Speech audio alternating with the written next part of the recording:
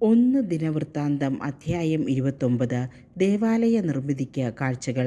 ദാവീദ് രാജാവ് സമൂഹത്തോട് പറഞ്ഞു, ദൈവം തിരഞ്ഞെടുത്തിരിക്കുന്ന എൻ്റെ മകൻ സോളമൻ ചെറുപ്പമാണ്, അനുഭവസമ്പത്ത് ഇല്ലാത്തവനുമാണ്, ഭാരിച്ച ജോലിയാണ് ചെയ്യാനുള്ളത്. ആലയം മനുഷ്യന് വേണ്ടിയല്ല, ദൈവമായ കർത്താവിന് വേണ്ടിയാണ്. അതിനാൽ ദേവാലയത്തിന് വേണ്ട സാമഗ്രികൾ എൻ്റെ കഴിവിനൊത്ത് ഞാൻ ശേഖരിച്ചു വെച്ചിട്ടുണ്ട്. സ്വർണം, വെള്ളി, പിച്ചള, ഇരുമ്പ്, തടി എന്നിവയ്ക്ക് പുറമെ ഗോമേദകം, അഞ്ജനക്കല്ല്, പതിക്കാൻ വിവിധ വർണ്ണത്തിലുള്ള കല്ലുകൾ, എല്ലാത്തരം അമൂല്യരത്നങ്ങൾ, വെണ്ണക്കല്ല് എന്നിങ്ങനെ ആവശ്യമായതെല്ലാം ഞാൻ ശേഖരിച്ചിട്ടുണ്ട്.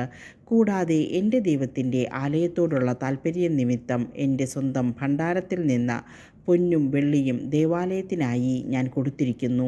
ഓഫീറിൽ നിന്ന് കൊണ്ടുവന്ന 3000 താലന്ത് സ്വർണവും 7000 താലന്ത് തനിവെള്ളിയും ദേവാലയത്തിൻ്റെ ഭിത്തികൾ പൊതിയുന്നതിനും ചിത്രവേലകൾക്കും സ്വർണം, വെള്ളി, ഉരുപ്പടികൾക്കും വേണ്ടി കൊടുത്തിരിക്കുന്നു.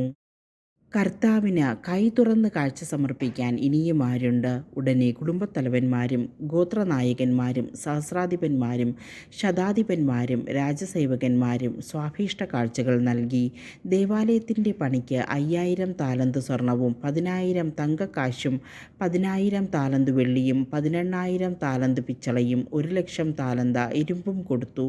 അമൂല്യരത്നങ്ങൾ കൈവശമുണ്ടായിരുന്നവർ അവ ഗർശോന്യനായ യെഹിയേലിൻ്റെ മേൽനോട്ടത്തിൽ കർത്താവിൻ്റെ ഭണ്ഡാരത്തിൽ സമർപ്പിച്ചു. പൂർണ്ണഹൃദയത്തോടെ സ്വമനസാ കർത്താവിന് കാഴ്ചകൾ ഉദാരമായി സമർപ്പിക്കാൻ കഴിഞ്ഞതിൽ ജനവും രാജാവും അത്യധികം സന്തോഷിച്ചു. എല്ലാവരുടെയും മുൻപിൽ വെച്ച് കർത്താവിനെ സ്തുതിച്ചുകൊണ്ട് ദാവീദ് പറഞ്ഞു, ഞങ്ങളുടെ പിതാവായ ഇസ്രായേലിൻ്റെ ദൈവമായ കർത്താവേ, അങ്ങ് എന്നേക്കും വാഴ്ത്തപ്പെട്ടവൻ. കർത്താവേ, മഹത്വവും ശക്തിയും മഹിമയും വിജയവും ഔന്നത്യവും അങ്ങയുടേതാകുന്നു. ആകാശത്തിലും ഭൂമിയിലുമുള്ളതെല്ലാം അങ്ങയുടേത്. കർത്താവേ, രാജ്യം അങ്ങയുടേത്. അങ്ങ് എല്ലാറ്റിൻ്റെയും അധീശനായി സ്തുതിക്കപ്പെടുന്നു. സമ്പത്തും ബഹുമാനവും അങ്ങാണ് നൽകുന്നത്. അങ്ങ് സമസ്തവും ഭരിക്കുന്നു.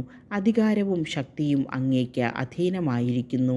എല്ലാവരെയും ശക്തരും ഉന്നതന്മാരുമാക്കുന്നത് അങ്ങാണ്. ഞങ്ങളുടെ ദൈവമേ, അങ്ങേക്ക് ഞങ്ങൾ നന്ദി പറയുകയും അങ്ങയുടെ മഹത്വമുള്ള നാമത്തെ സ്തുതിക്കുകയും ചെയ്യുന്നു. അങ്ങേക്ക് സന്മനസ്സോടെ ഇങ്ങനെ കാഴ്ചകൾ അർപ്പിക്കുന്നതിന് ഞാനും എൻ്റെ ജനവും ആരാണ്? സമസ്തവും അങ്ങിൽ നിന്ന് വരുന്നു. അങ്ങയുടേതിൽ നിന്നാണ് ഞങ്ങൾ നൽകിയതും. അവിടുത്തെ മുൻപിൽ ഞങ്ങൾ ഞങ്ങളുടെ പിതാക്കന്മാരെ പോലെ പരദേശികളും തത്കാലവാസക്കാരുമാണ്. ഭൂമിയിൽ ഞങ്ങളുടെ ദിനങ്ങൾ നിഴൽ പോലെയാണ്, എല്ലാം അസ്ഥിരമാകുന്നു.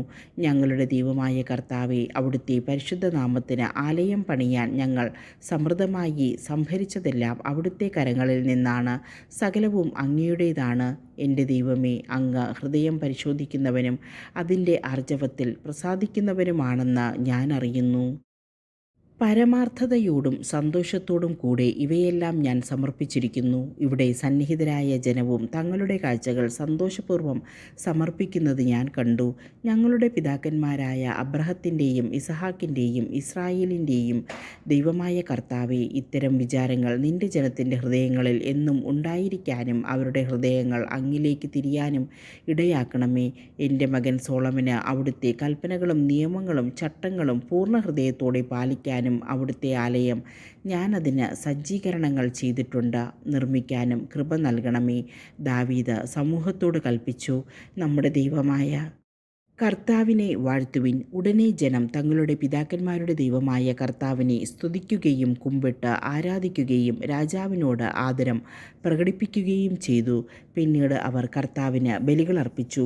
പിറ്റേ ദിവസം കർത്താവിന് ദഹനബലിയായി 1000 കാളകളെയും 1000 മുട്ടാടുകളെയും 1000 ചെമ്മരിയാടുകളെയും പാനീയ നൈവേദ്യത്തോടുകൂടെ എല്ലാ ഇസ്രായേല്യർക്കും വേണ്ടി കാഴ്ചവെച്ചു.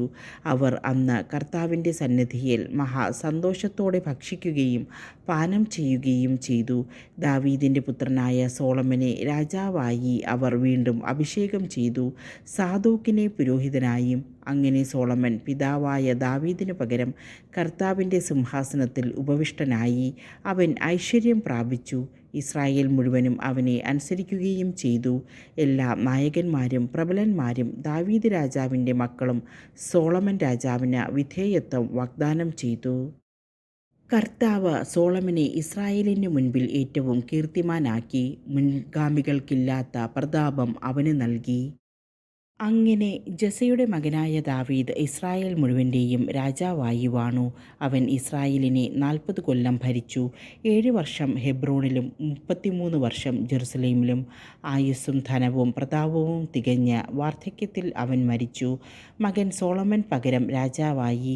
ദാവീദ് രാജാവിൻ്റെ പ്രവർത്തനങ്ങൾ ആദ്യന്തം പ്രവാചകനായ നാഥാൻ്റെയും ദീർഘദർശികളായ സാമുവൽ, ഗാദ് എന്നിവരുടെയും ദിനവൃത്താന്ത ഗ്രന്ഥങ്ങളിൽ എഴുതിയിട്ടുണ്ട്. ദാവീദിൻ്റെ ഭരണം, ശക്തി, അവനെയും ഇസ്രായേലിനെയും ചുറ്റുമുള്ള രാജ്യങ്ങളെയും സ്പർശിക്കുന്ന കാര്യങ്ങൾ, ഇവയെല്ലാം ഈ രേഖകളിൽ വിവരിച്ചിരിക്കുന്നു.